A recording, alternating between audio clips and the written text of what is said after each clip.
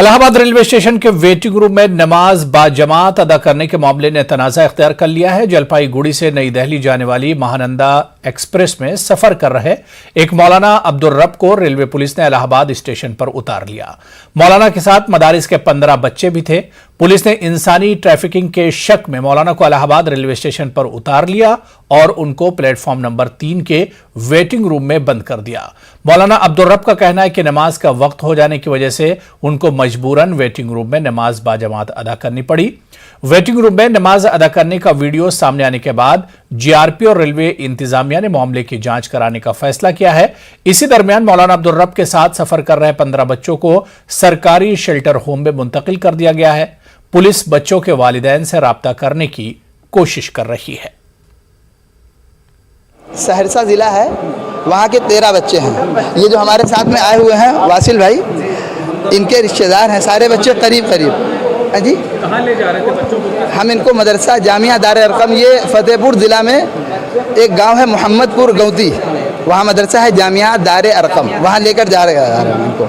अब इन लोगों ने ज़बरदस्ती मेरे साथ सुबह से करीब जो है ये जुल्म ढा रखा है। अभी आप लोग क्या कर रहे थे? नमाज पढ़ रहे थे। लेकिन ये तो पब्लिक प्लेस है, ये कह रहे हैं आप। अब इन्होंने हमको यहाँ पर बंद जो है बैठा लिया है, बाहर भी नहीं निकलने दे रहे हैं। तो हमारे पास मजबूरी है, नमाज का टाइम हो गया, अब कहीं तो मुझे नमाज पढ़नी है। अब इस जगह हमको बैठाला गया है, अगर हमको छोड़ दिया जाए हम जाके अपने मदरसे में पढ़ेंगे नमाज, इसलिए हमने मजबूरी है हमारे पास। और टाइम हो गया, टाइम ख़त्म हो नमाज का और हम मौजूद हों, ये तो मुनासिब नहीं है बिल्कुल भी। तो आपको रोका जा रहा था ना नमाज पढ़ने से, कहा जाता है। अब ये सवाल ये कह रहे हैं कि मतलब पब्लिक है यहाँ पर, आपको परमिशन किसने दी? आप ये बताइए, जब मुझे यहाँ पर बंद कर लिया गया है और बाहर जाने नहीं दिया रहा है, तो अब नमाज की इजाज़त लेने के लिए मुझे कहीं और जाना पड़ेगा? ये बोल रहे हैं नमाज की इजाज़त किसने दी? गाजियाबाद शहर से लेकर देही इलाकों तक कांवड़ की सिक्योरिटी के लिए हर कोने में सीसीटीवी नस्ब किए गए हैं। गाजियाबाद के मेरठ तिराहे में कांवड़ियों की हिफाजत पर नजर रखने के लिए एक कंट्रोल रूम कायम किया गया है। इस कंट्रोल बोर्ड से सीसीटीवी की निगरानी की जा रही है। इसकी निगरानी के लिए जवान भी तैनात हैं और एसपी सिटी अग्रवाल और एडीएम सिटी विपिन कुमार भी मुआयना करने के लिए मौके पर मौजूद हैं। चप्पे चप्पे पर कांवड़ियों की सुरक्षा के लिए निगरानी की जा रही है। इस समय गाजियाबाद के मेरठ तिराहे पर है, जहां पर कांवड़ कंट्रोल बोर्ड यहां पर बनाया गया है। सीसीटीवी कैमरे की जो निगरानी है यहां से मॉनिटरिंग की जाएगी। इस समय मौके पर एसपी सिटी निपुण अग्रवाल मौजूद हैं। सर, किस तरह से यहां पर कांवड़ियों की सुरक्षा के लिए व्यवस्था देखी जा रही है? देखिए, कांवड़ों की सुरक्षा के लिए हमने 4 जनपद में कंट्रोल रूम बना रखे हैं, जिसमें जो मुख्य कंट्रोल रूम है वो मेरठ तिराहे का। इसमें हम लोगों ने जितने भी एग्जिट रूट्स हैं वो पाइपलाइन रोड, तुलसी निकेतन चौकी और साथ ही साथ सीमा बॉर्डर, तो इसमें सभी का हम लोगों ने यहाँ पे लाइव फीड दिया। लगभग 150 से ज्यादा कैमरे डिप्लॉयड हैं। साथ ही साथ यहाँ पे दुधेश्वरनाथ मंदिर के अंदर, प्रांगण के अंदर और प्रांगण के जस्ट बाहर जो कांवड़ियों की भीड़ लगती है शिवरात्रि पे, उसकी भी यहाँ पे लाइव मॉनिटरिंग होगी। इसके साथ ही साथ हमने लोकलाइज पीए सिस्टम्स लगा रखे हैं, जहाँ पे हम अनाउंस करके भीड़ को डिस्पर्स करवा सकते हैं। साथ ही साथ यहाँ पे ड्रोन से चेकिंग हो रही है। अलग अलग जगह पे वॉच टावर्स बनाए गए हैं। साइकिल स्क्वाड का गठन करा गया है और साथ ही साथ सादे में भोले की जो कपड़े होते हैं उसमें हम लोग की पुलिस रहेगी, डिप्लॉयड रहेगी, ताकि देख पाए कि इस तरह की कोई अवैध गतिविधि ना हो पाए। मंदिर परिसर के बाहर क्या सुरक्षा व्यवस्था किस तरीके की गई है? क्या सादी वर्दी में पुलिस तैनात है? हाँ, देखिए, मंदिर परिसर के बाहर जो कॉर्डन सिस्टम सिक्योरिटी रहती है वो रहता है। रूफटॉप ड्यूटीज लगाई गई हैं। जितने मिश्रित आबादी के आसपास के क्षेत्र हैं, जितने भी कम्युनली सेंसिटिव एरिया हैं, कुछ मंदिर हैं, कुछ प्रमुख मस्जिदें हैं, वहां पे भी हम लोग की ड्यूटी लगाई गई है। और सादे में बिल्कुल भोले की उसमें भी रहेगी और एलआईयू का हम लोग का डिप्लॉयमेंट रहता है। वहां पे भी लोकलाइज्ड एक दुधेश्वरनाथ चौकी पे कंट्रोल रूम बनाया गया है। एडीएम सिटी विपिन कुमार हमारे साथ हैं। सर, किस तरह से कांवड़ शिविरों की व्यवस्था की जा रही है प्रशासन की तरफ से? यहाँ पर कांवड़ कंट्रोल बोर्ड में आप आए हैं, इलेक्शन कर रहे हैं। देखिए, हमारे यहाँ कुल 85 के आसपास कांवड़ शिविर लगाने के लिए आवेदन आए थे, जिसमें हमने करीब 82-83 शिविरों का आवेदन लगाने के लिए दे दिया अनुमति। उसमें मुख्य रूप से हमने शिविर लगाने के लिए जो वहाँ फायर का है एनओसी और विद्युत विभाग का, पुलिस का एंड अदर जो संस्थान है संबंधित उनका लिया है, फायर सेफ्टी का, जिससे कि अगर कोई ऐसी घटनाएं ना हो जाएं जिससे कांवड़ियों के सेहत पर कुछ असर पड़े। इसकी मॉनिटरिंग के लिए हमने प्रॉपर जोन में, सुपर जोन एंड सेक्टर में बांटा गया, सब सेक्टर में बांटा गया। पूरे जिले को 4 सुपर जोन में, 9 जोन में, 20 सेक्टर में और 68 सब सेक्टर में बांटा गया है। हर जगह अधिकारी लगाए गए हैं, हर विभाग के अधिकारी मॉनिटरिंग कर रहे हैं। खासकर कांवड़ियों के शिविरों में अच्छा खाना बन रहा है कि नहीं, उसका प्रॉपर देख रेख हो रही है कि नहीं। हमारे फूड डिपार्टमेंट के करीब 15 अधिकारी उसकी मॉनिटरिंग लगातार कर रहे हैं। तो उसके साथ साथ जो उनकी और भी सुविधाओं का जो ध्यान रखना है वो अधिकारी निरंतर मॉनिटरिंग कर रहे हैं। यहाँ जो कंट्रोल रूम से जो मॉनिटरिंग की जा रही है उससे मेन फोकस ये है कि उनके आवागमन में कहीं कोई दिक्कत ना हो, कहीं कोई ज्यादा भीड़ ना हो, जिससे कि कोई असुविधा हो कांवड़ियों के लिए। इसलिए हम लोगों ने यहाँ से एकल रूप से मॉनिटरिंग कर रहे हैं। और जैसा कि सर ने बताया कि इसके लिंक भी उच्च अधिकारियों को दिया गया है, वो लाइव भी मॉनिटरिंग करके हमको निर्देश देंगे, उसका अनुपालन भी हम उस हिसाब से कराएंगे। बिल्कुल, ये देखिए सीसीटीवी कैमरे की यहाँ पर निगरानी की जा रही है, देखा जा रहा है, मॉनिटरिंग की जा रही है। चप्पे चप्पे पर पुलिस की निगरानी है, जो तीसरी आंख है पुलिस की। इस समय आप देख सकते हैं चप्पे चप्पे पर सुरक्षा व्यवस्था देखी जा रही है। कांवड़ियों की सुरक्षा के लिए किसी भी प्रकार की कोई चूक ना हो जाए, इसको लेकर गाजियाबाद पुलिस प्रशासन बेहद ही सतर्क नजर आ रहा है। रोहित सिंह, न्यूज 18 गाजियाबाद। उधर कांवड़ यात्रा के दौरान मेरठ मुजफ्फरनगर हाईवे पर गुज़िश्ता रोज सड़क हादसों में 2 कांवड़ियों की मौत हो गई। पहला हादसा मुजफ्फरनगर के खतौली थाना इलाके में पेश आया, जहां हरिद्वार से गंगाजल लेकर आ रही 15 साल लड़की को एक मोटरसाइकिल ने टक्कर मार दी, जिसको इलाज के लिए मेरठ मेडिकल कॉलेज लाते वक्त मौत हो गई। दूसरा हादसा मेरठ दहली परतापुर बाईपास पर तेज रफ्तार कार की टक्कर लगने से हादसा पेश आया। थाना मेडिकल कॉलेज क्षेत्र में एक मेमो प्राप्त हुआ मेडिकल कॉलेज से, और बताया गया कि जिसमें एक नेहा नाम की 15 वर्षीय बालिका जो कि कांवड़ लेकर के लौट रही थी, उसकी मृत्यु हुई है। इसके बारे में जानकारी की गई। ये थाना खतौली जनपद मुजफ्फरनगर की घटना है।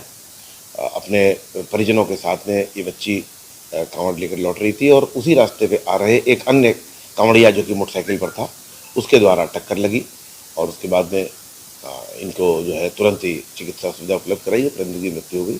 उसके बाद में इनको जो है मेडिकल कॉलेज लेकर के आया गया है। जो कांवड़िया है, बताया गया है कि वो जिसके द्वारा ये घटना जिस मोटरसाइकिल के द्वारा की गई है, उनको भी हिरासत में ले लिया गया है। ये घटना जनपद मेरठ से संबंधित नहीं है। हाँ, यहाँ पर मेडिकल कॉलेज होने के कारण इस बच्ची के शव को यहाँ पर लेकर के आया गया है। सीबीएसई 12वीं के इम्तिहान में बुलंदशहर की तानिया ने टॉप किया है। उन्होंने 100% नंबरात हासिल किए, जबकि दूसरी पोजीशन पर भूमिका गुप्ता रही हैं। उन्होंने 500 में से 499 मार्क्स हासिल किए हैं। उनकी कामयाबी पर उनके अहले खाना, दोस्त और अहबाब और असातिज़ा खुश हैं। डीपीएस में पढ़ने वाली 12th की छात्रा है हमारे साथ यहाँ तानिया मौजूद है, जो कि इंडिया की टॉपर है और 500 में से 500 अंक उन्होंने प्राप्त किया है। तो आखिर जानते हैं तानिया से कि उन्हें 500 में से 500 अंक प्राप्त हुआ है। तानिया, न्यूज़ 18 में आपका बहुत बहुत स्वागत है। क्या कहेंगी जिस तरीके से 500 में से 500 अंक? सर, मैं ये कहना चाहूँगी कि ये जितने भी मेरे मार्क्स आए हैं, इनमें टीचर्स, प्रिंसिपल सर और स्कूल का बहुत ज़्यादा सपोर्ट रहा है। हमारे टीचर्स ने हमें इतने ज़्यादा असाइनमेंट्स प्रोवाइड करवाए और सैम्पल पेपर जो उन्होंने सॉल्व करवाए वो बोर्ड एग्जाम्स में बहुत ज़्यादा हेल्पफुल रहे, जिससे कि इतना अच्छा स्कोर हो पाया।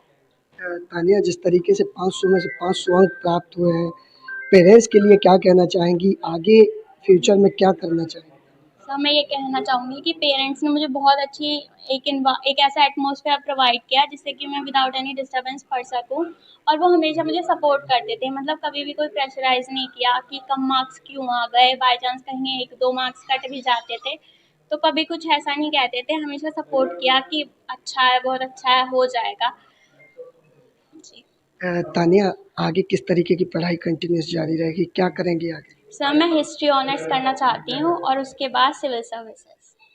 देखिए, साफ तौर पे तानिया का कहना है कि वो सिविल सर्विस के लिए तैयारी भी करेगी।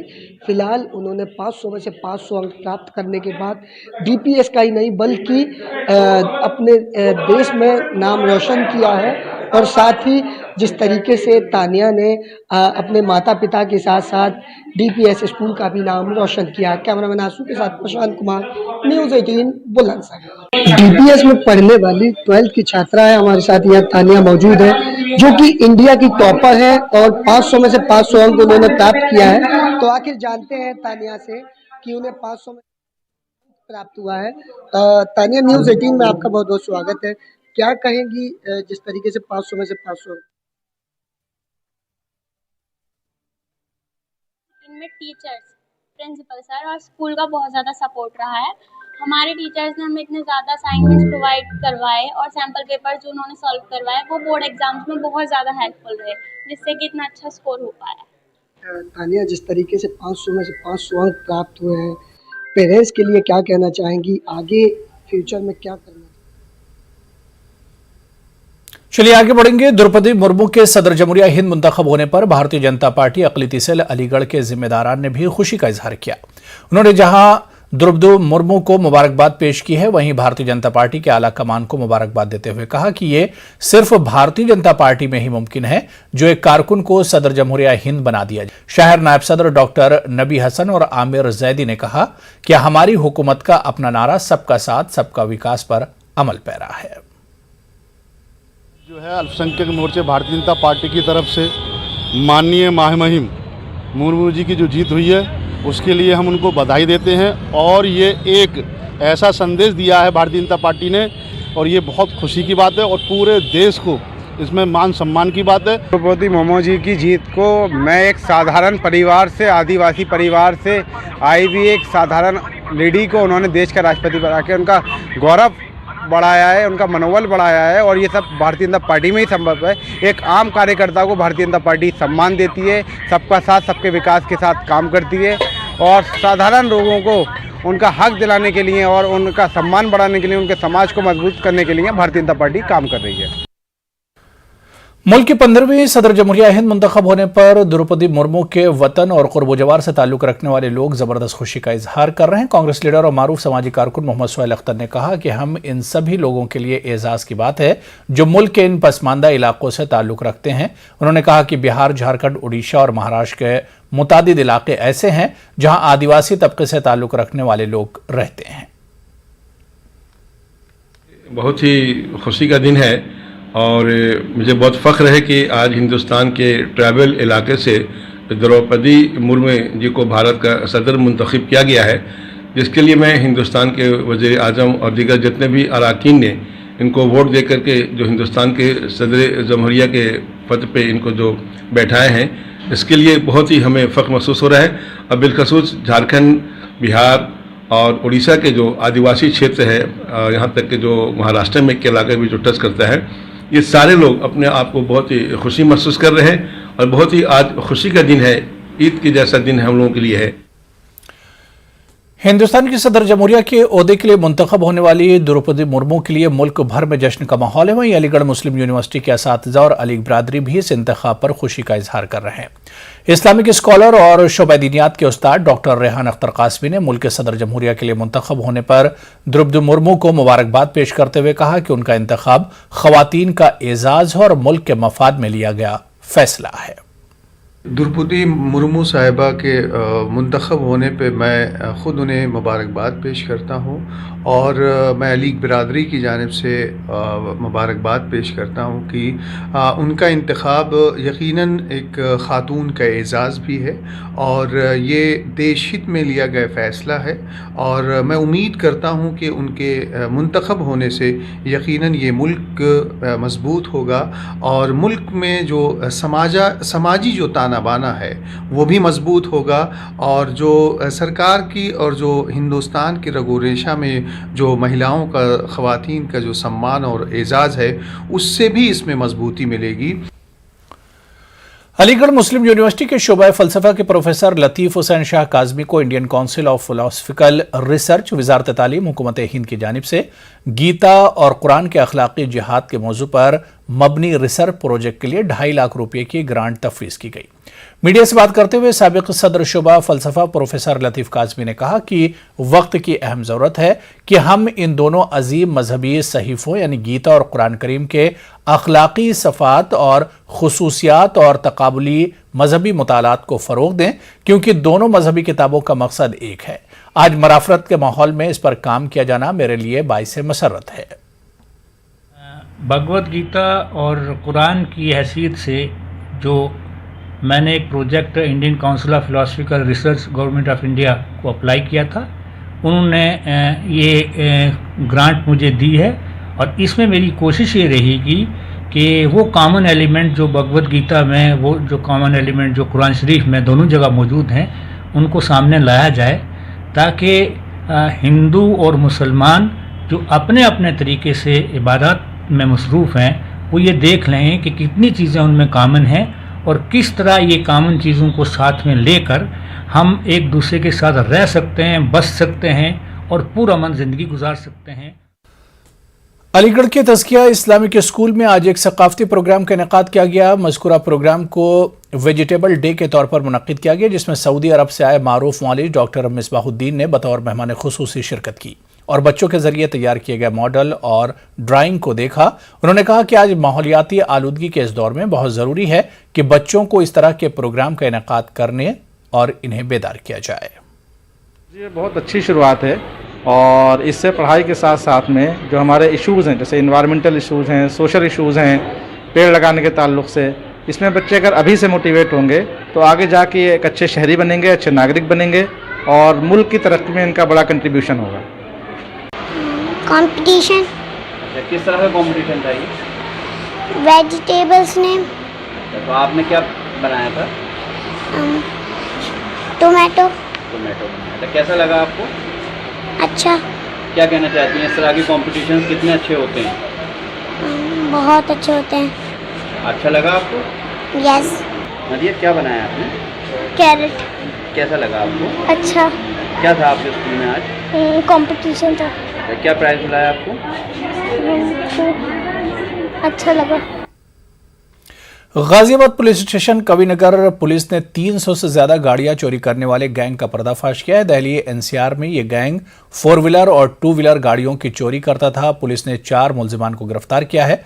पुलिस ने गैंग के पास से गाड़ियों के कटे हुए पुर्जे बरामद किए हैं। गैंग का सरगना चोरी की गाड़ियों को दिल्ली एनसीआर के सोनीपत हरियाणा के एक गोडाउन में ले जाता था और गाड़ियों के पुर्जे काटकर फरोख्त करता था। कुछ दिनों से जो है अपने जनपद गाजियाबाद में जो है गाड़ियां चोरी होने की शिकायत भी आ रही थी, तो और एसएसपी सर के निर्देशन में कार्य भी चल रहा था, जिसमें जो है इंस्पेक्टर कविनगर और इनकी जो टीम थी लगी हुई थी। इसमें कुछ हमें इंपॉर्टेंट इनपुट्स मिले थे जिनको हम लोग लगातार डेवलप कर रहे थे, ट्रेस कर रहे थे और उनकी मदद से हमने एक गैंग को जो है मतलब अनकवर किया। उसके 3 सदस्य हम लोगों ने 4 सदस्य हम लोगों ने अरेस्ट कर लिए हैं। एक व्यक्ति उसमें से फरार है। इनके ऊपर जो आपराधिक इतिहास अभी निकला है वो सही है। 30 से ज़्यादा आपराधिक इतिहास इनसे निकल के आया है और ये लोग गाड़ी चुराया करते थे। गाड़ी चुराने के बाद ये लोग इसे सोनीपत लेके जाया करते थे और वहाँ पे एक जगह पे गाड़ी को काटा करते थे। काट के उनके पार्ट्स को काट के जिस तरीके से उनको इस्तेमाल करना होता था, बेचते थे, वो किया करते थे। रिलायंस इंडस्ट्रीज के जियो प्लेटफॉर्म की सब्सिडरी रिलायंस जियो इन्फोकॉम ने जून छमाही के नतीजे जारी कर दिए हैं। जियो ने रवां माली साल की छमाही यानी अप्रैल और जून के दरमियान 4,335 करोड़ रुपए का खालिस मुनाफा कमाया है, जबकि गुज़िश्ता साल की इसी छमाही में कंपनी को 3,501 करोड़ रुपए का मुनाफा हुआ था। पिछले साल के इसी छमाही के मुकाबले में जियो के मुनाफे में 23.8% का इजाफा हुआ है। इस छमाही में कंपनी की आमदनी 21,873 करोड़ रुपया रही, जो कि गुज़िश्ता साल की इसी छमाही में 17,994 करोड़ रुपये थी। इस तरह गुज़िश्ता साल के मुकाबले कंपनी की छमाही आमदनी भी तकरीबन 21.6% बढ़ी है। इसी छमाही में कंपनी का कंसोलिडेटेड एबिटेड 27.20% के इजाफे के साथ 10,964 करोड़ रुपये रहा है, जिससे कंपनी का एबिडेटेड मार्जिन 50.1% पहुंच गया। जियो के जून छमाही के नतीजे इसलिए भी अहम है क्योंकि इसी दौरान रिलायंस इंडस्ट्रीज के चेयरमैन मुकेश अंबानी ने जियो की बागडोर अपने बड़े बेटे आकाश अंबानी को सौंप दी और बतौर चेयरमैन आकाश अंबानी रिलायंस जियो को देख रहे हैं। खबर कटिहार से है, जहां आपसी तनाजे पर भाई ने अपने ही भाई को गोली मार दी। आबाई जमीन को लेकर 2 भाइयों में झगड़ा हुआ था। जख्मी भाई को तशवीशनाक हालत में अस्पताल में दाखिल कराया गया। पुलिस इस पूरे मामले की जांच कर रही है। घटना घटित हुई थी, उसी में फायरिंग हुई है। मुरलीधर जख्मी हुए, विशेष मामले की हम लोग छानबीन कर रहे हैं। क्या सब कुछ पैतृक संपत्ति को लेकर विवाद है। कितनी गोली लगी? 2 गोली लगने की बात बताई जा रही है। विशेष डॉक्टर साहब इलाज कर रहे हैं, जो डिटेल्स क्लियर।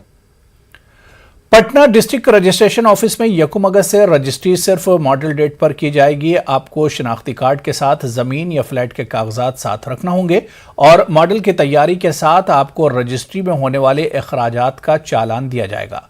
इसमें दस्तावेज का रजिस्ट्रेशन मुकर्रर वक्त के मुताबिक रजिस्ट्री काउंटर पर किया जाएगा। हमारी नुमाइंदा विनीता मिश्रा ने इसका जायजा लिया। पटना जिला निबंधन कार्यालय में 1 अगस्त से मॉडल डीड पर ही रजिस्ट्री होगी और इसके लिए पटना जिला निबंधन कार्यालय में 7 काउंटर बनाए गए हैं, जहां से 1 अगस्त से मॉडल डीड पर तमाम दस्तावेजों की रजिस्ट्री होगी। इसके लिए जो लोग भी यहां जमीन फ्लैट के दस्तावेज लेकर आएंगे, पहचान पत्र उनको यहां देना होगा और उसके बाद मॉडल डीड पर ही उनकी रजिस्ट्री हो जाएगी और इससे कई फायदे भी होंगे। मॉडल डीड के आने से जो रजिस्ट्री पर कई लोग दलालों के चुंगल में फंस जाते थे, कई हजार उनको एक्स्ट्रा देना पड़ता था, मॉडल डीड होने की वजह से उनके एक्स्ट्रा पैसे नहीं लगेंगे और दलालों के चुंगल में जाने से वो बच जाएंगे। हालांकि ये मॉडल डीड काम कैसे करता है हम वो समझने की कोशिश करते हैं। सर, जो ये नया स्वरूप तैयार हुआ है 1 अगस्त से जो काम करेगा, कैसे काम करेगा ये? 1 अगस्त से जो काम करेगा उसमें जो भी लोग आएंगे निबंधन कराने, उन्हें हम लोग ये पहले ये प्रपत्र देंगे, हम उनका पूरा डिटेल्स लेंगे हम लोग, लेखिकारी जैसे जो भी खरीदने वाले का डिटेल, बेचने वाले का डिटेल, उनका कितना संपत्ति